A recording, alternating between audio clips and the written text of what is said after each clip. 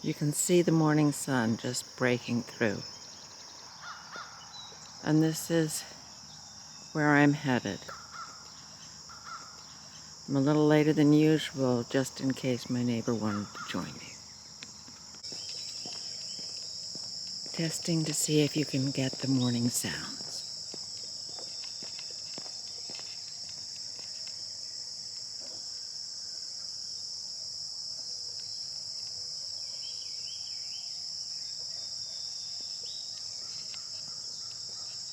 Such a wonderful way to start the day.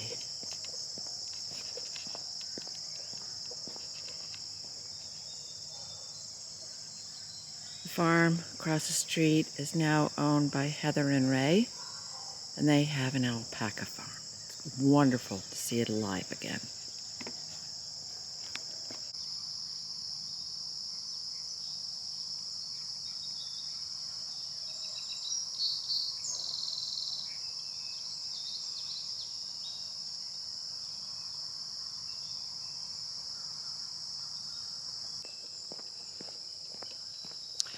All right, this testing I think is working out all right. I forget how to make it go to wide angle and zooming in, but I'll figure that out when I get back. Anyway, I'm on my morning walk. I've started walking early at about 6, just because that's the best for me. I was walking a lot later so that I could walk with my neighbor, but I decided that I really needed to walk alone too, just to clear my head, to start the day, kind of in meditation a little bit. Here comes a car. And so I decided to walk twice. So that's now what I'm doing. These are the things that distract me in a wonderful, wonderful way. Okay, these are Queen Anne's lace.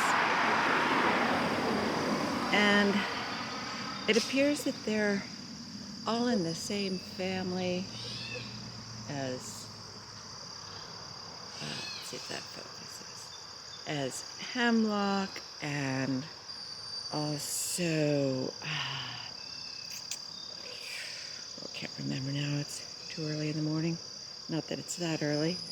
Anyway, it's another one of my research projects to start to know all of these things again. I adore, let's see if that'll focus. There we go. I just adore them.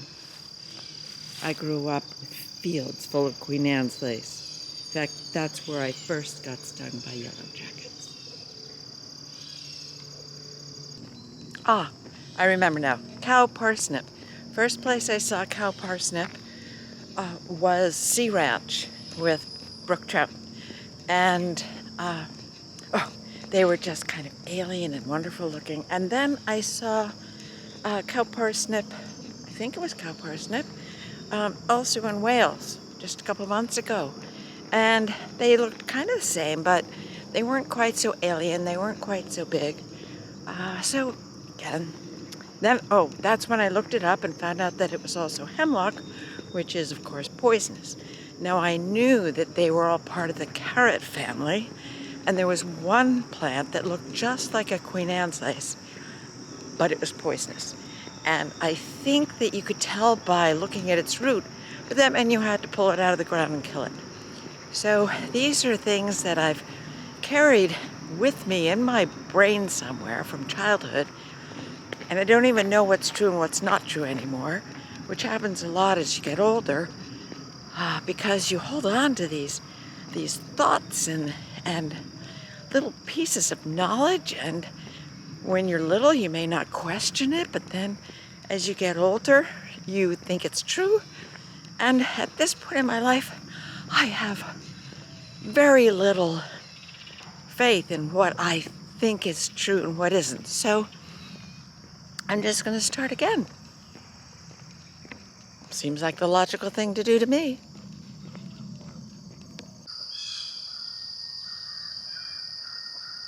Here's something else that makes me stop, look a little more carefully until I figure out how to zoom in again. I have to walk up to it.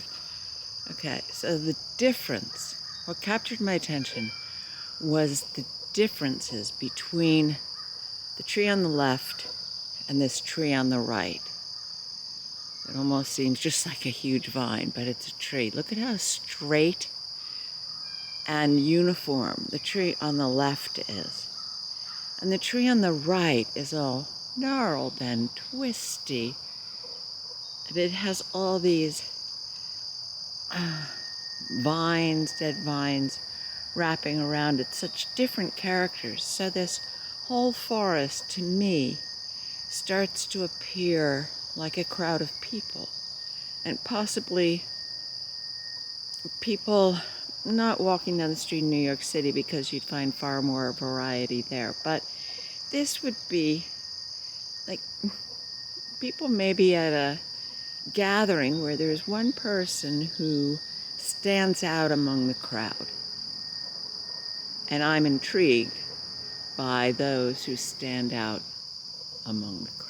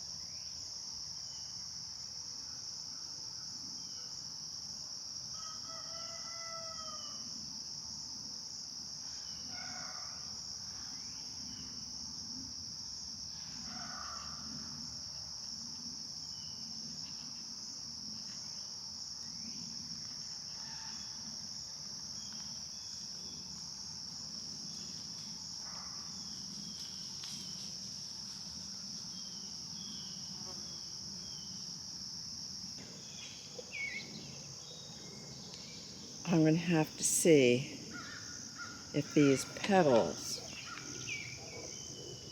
will be good dyeing material, or if I can make lovely lake pigment out of them. Abundant Rose of Sharon, I believe. Again, there's so much that I've forgotten botanically that I once knew. Time to get that brain kicked in again. I'll check on that one too. I used to have a huge buddleia bush and I don't anymore. Here I am, headed back to the road department. I was on my walk and I got a message saying that my memory card was full. So when I finished my walk, I grabbed my phone and I'm headed back to the road department to show you a pile of cement pipes. Why? Because to me, I get as excited about the pile of pipes as I do about the Queen Anne's lace. Why? Because of the mathematical patterns that are suggested by what I see. And for me, it's all pretty much part of the same thing. And when I try to explain that to people with words, it's very, very hard to explain how I'm seeing things. Wait for the car to go by. Okay. Oh, here it comes. Oh. It's definitely starting to be rush hour here. That's why I walk early. Okay. So, when I try to explain, I usually come up with analogies either in the area of music or filmmaking. because I perceive things three-dimensionally first and have to translate them into 2 dimensions, I guess those are the best ways for me to connect the way I see things and think about things to the way other people may see them, or artists who are thinking, seeing 2-dimensionally, and if we work on canvas or paper, we're ending up 2-dimensionally. So, the analogy for me in this case with the pipes and the Queen Anne's lace is a little bit like the idea of fractals, where, if you don't know what fractals are, I'm not going to go into that right now, but the way that they're connected, the small parts are connected in a similar pattern. Music would grow from a pattern. It's usually in a certain key that restricts the notes that are used, whether they be sharps or flats, sometimes the tempo. So you're dealing with rhythms and tempos, and then all of a sudden there may be like a strange sound, like the crash of the cymbals. So there are interruptions in that which make it all that much more exciting. Just as I prefer to draw or paint a portrait of a person who has perhaps an unusual nose or mouth, or very old, wrinkly, or a great smile, crooked teeth, because drawing perfect features for me is very, very boring. It's great to look at. I appreciate that they're gorgeous people around, absolutely, but I do like variety. So here we go. I'm finally back at the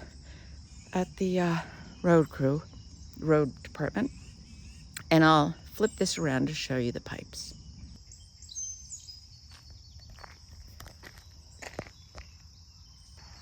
Okay, cut out again somewhere.